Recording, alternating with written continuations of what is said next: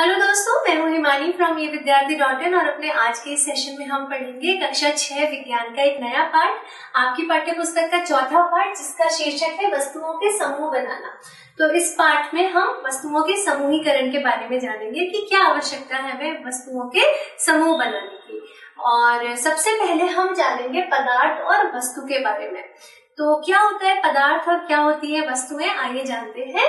पदार्थ या मटेरियल उसे कहते हैं जो कि स्थान घेरता है और जिसमें द्रव्यमान होता है, यानी कि जो भी स्थान घेरे और जिसमें कुछ द्रव्यमान हो उसे हम पदार्थ कहेंगे। जैसे पत्थर, ईंट, पानी, पेन, डस्टर और कैमरा और कुर्सी, टेबल, कुछ भी चीज, कंप्यूटर जो कि द्रव्यमान वाला हो और जो कि स्थान घेरता हो, जिसमें कुछ ना कुछ भार हो और जो जगह घेरता हो, वो पदार्थ है। जैसे पेड़ पदार्थ में आएगा, ठीक है, पेन पदार्थ में आएगी, कुर्सी पदार्थ में आएगी, टेबल, जो रसोई के बर्तन है, ये सब पदार्थ है, ठीक है।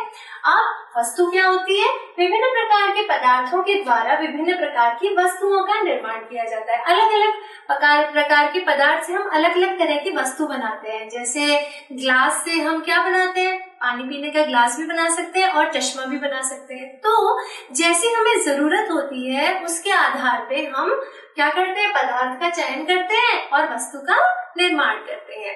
जैसे इस तालिका में आप देख सकते हैं, हालांकि बहुत छोटा छोटा लिखा है तो मैं आपके लिए पढ़ देती हूँ तो आप समझ जाएंगे। यहाँ पर दो कॉलम दिए गए, एक तरफ दिया गया है मटेरियल यानी पदार्थ और एक तरफ दिया गया है ऑब्जेक्ट। इसकी मदद से आप आराम से पदार्थ और वस्तु में अंतर समझ सकते हैं। देखिए, पहला पदार्थ लिया गया है क्ले यानी कि चिकनी मिट्टी। इसकी मदद से हम गमला बना सकते हैं और टी पॉट बना सकते हैं, चाय की केतली बना सकते हैं। इसी तरह अगला है पदार्थ ग्लास। ग्लास की मदद से हम चश्मा भी बना सकते हैं और खिड़की भी बना सकते हैं।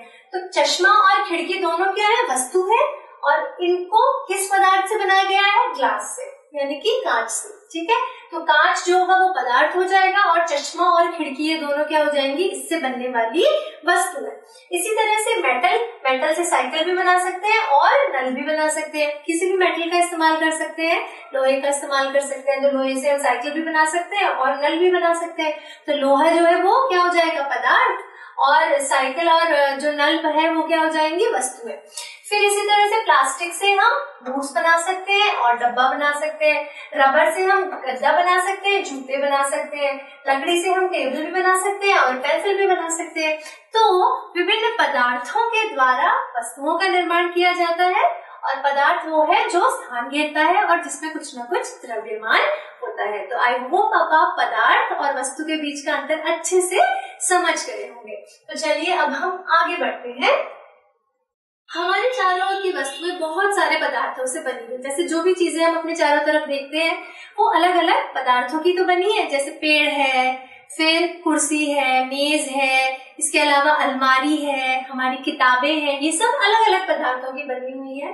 तो कई बार हम देखते हैं कि किसी दिए गए पदार्थ का उपयोग बहुत सी वस्तुओं के निर्माण में किया जाता है। जैसे हम देखते हैं ना कि लकड़ी, अगर हम उदाहरण के तौर पे ले लें तो लकड़ी से पेंसिल भी बनाते हैं, अलमारी भी बनाते हैं, चारपाई भी बनाते हैं, मेज बनाते हैं, कुर्सी बनाते हैं, है ना, इतनी सारी चीजें बना सकते हैं।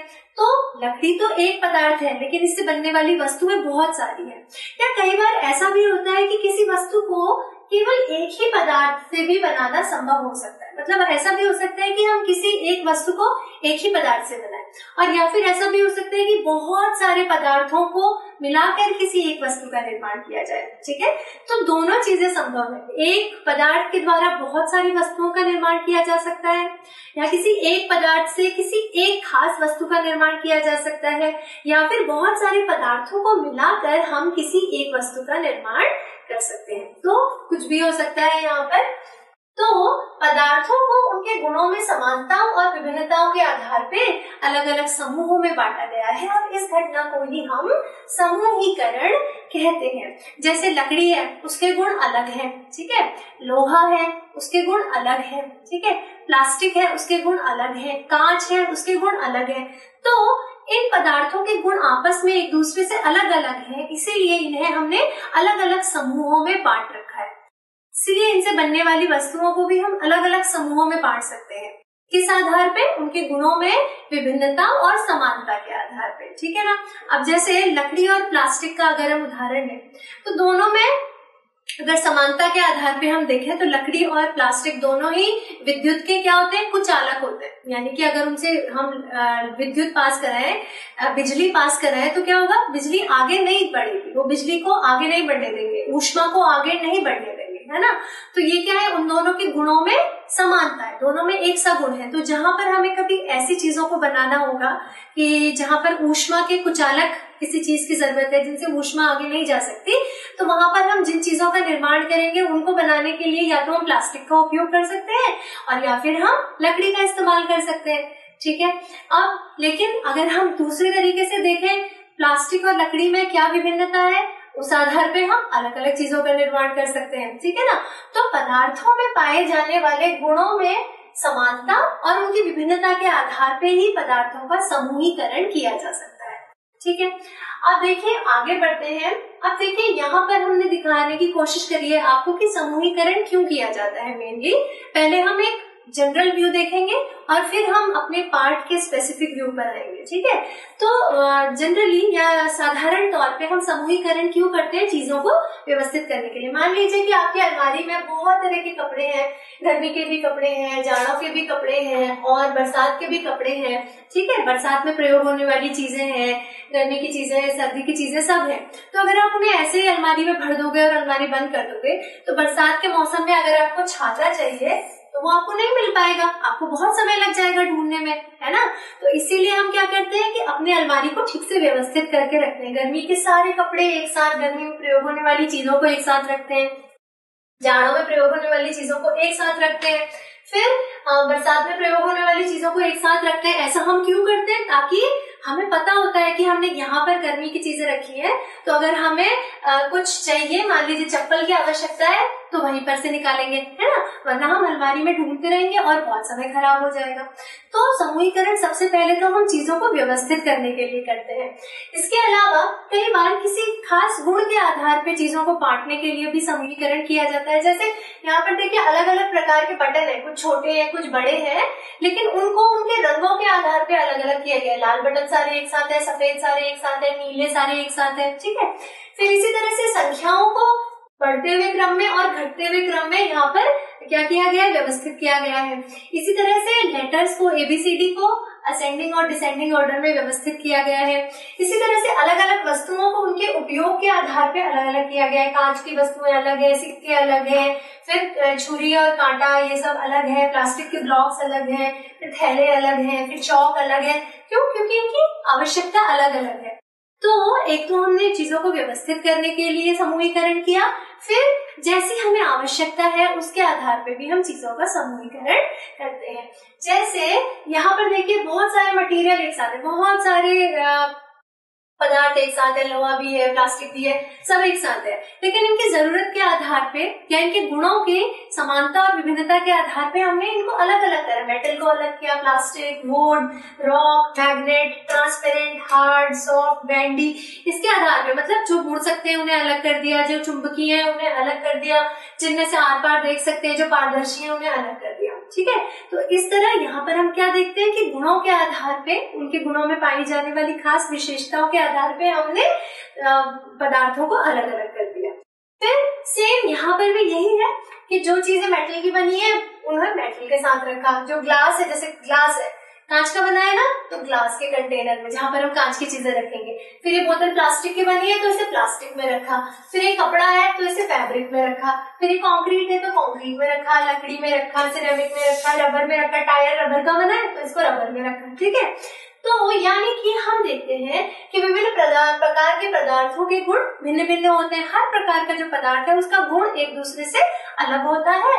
और कुछ पदार्थ जैसे दिखावट में चमकदार होते हैं, जो कि हमारी मेटल की चीजें होती हैं, वो सब चमकदार होती है। आपके घर में स्टील का ग्लास होगा, वो बहुत चमकता है ना। इसी के अलावा जो भी हम देखते हैं बिजली के तार वगैरह होते हैं, जब उनका प्लास्टिक का कवर हटाते हैं अंदर से तो वो कितने चमकदार होते हैं, ठीक है, क्योंकि वो किसके बने होते हैं? धातु के बने होते हैं। तो धातु से बनी हुई चीजों का गुण क्या है कि वो चमकदार होते हैं, ठीक है। तो इसी तरह से हम देखते हैं कि कुछ दिखने में चमकदार होते हैं, कुछ नहीं होते हैं, कुछ खुरदुरे होते हैं तो कुछ चिकने होते हैं, कुछ को पकड़ो तो बहुत चिकने होते हैं, कुछ को पकड़ो तो वो बहुत खुरदुरे होते हैं, ठीक है। कुछ इसी प्रकार के कुछ ऐसे होते हैं जिनको स्पर्श करने पर जो हमें बहुत कठोर लगते हैं, कुछ बहुत ज्यादा कोमल लगते हैं। फिर कुछ ऐसे होते हैं कि जो जल में विलेय हो जाते हैं और कुछ ऐसे होते हैं कि जो जल में विलेय नहीं होते, जैसे चीनी, नमक, ये जल में घुल जाते हैं, लेकिन तेल जो है वो जल में नहीं घुलता है, ठीक है। तो तेल अलग पदार्थ है, चीनी अलग पदार्थ है, नमक अलग पदार्थ है, लेकिन चीनी और नमक को हम एक साथ रख सकते हैं किस गुण के आधार पे? जल में विलेय और अविलेय होने के आधार पे। जैसे अगर आपको चीनी, नमक और तेल एक साथ दे दिया जाए और कहा जाए कि जो जल में विलेय और अविलेय होने के आधार पे इनका समूहीकरण करो, तो आप क्या करेंगे कि चीनी और नमक को एक समूह में रखेंगे, क्योंकि वो दोनों जल में विलेय है, जबकि तेल जो है वो जल में अविलेय है, तो वो दूसरे समूह में आ जाएगा, ठीक है। तो इस तरह हम देखते हैं कि हर पदार्थ का गुण जो है वो अलग अलग होता है। और कुछ पदार्थ जैसे कांच वगैरह क्या होते हैं? पारदर्शी होते हैं, और कुछ ऐसे होते हैं लकड़ी और धातु, ये अपारदर्शी होते हैं। और कुछ पदार्थ जो है वो पारभासी भी होते हैं, मतलब उनसे थोड़ा थोड़ा हमें दिखता है। तो ये इसके बारे में हम आगे पाठ में पढ़ेंगे। तो यहाँ पर हम देखते हैं कि पारदर्शी, अपारदर्शी, विलेय, अविलेय, चमकदार, कठोर, है ना। तो ये क्या है? अलग अलग गुण है और हर पदार्थ में ये गुण अलग अलग होते हैं। तो वस्तुओं को इसीलिए हम कहते हैं कि वस्तुओं को एक तो सुविधा यानी व्यवस्थित करने के लिए, जैसे हमने अलमारी का उदाहरण देखा था सबसे पहले, वहां पर हमने अपनी सुविधा के लिए व्यवस्थित किया था, और उसके बाद के जो भी हमने उदाहरण देखे वहां पर हमने क्या किया था? वस्तुओं को उनके गुणों के अध्ययन के लिए एक साथ समूहित किया था। तो अब आप अच्छे से समझ गए होंगे कि समूहीकरण की आवश्यकता क्यों है। तो समूहीकरण की आवश्यकता होती है एक तो वस्तुओं को सुविधा के हिसाब से इस्तेमाल करने के लिए, और दूसरा उनके गुणों के अध्ययन के लिए उन्हें समूहीकरण करने की आवश्यकता होती है। तो अब अगले पार्ट में हम ये जानेंगे कि वो कौन कौन से गुण हैं जिनके आधार पर वस्तुओं का समूहीकरण किया जाता है।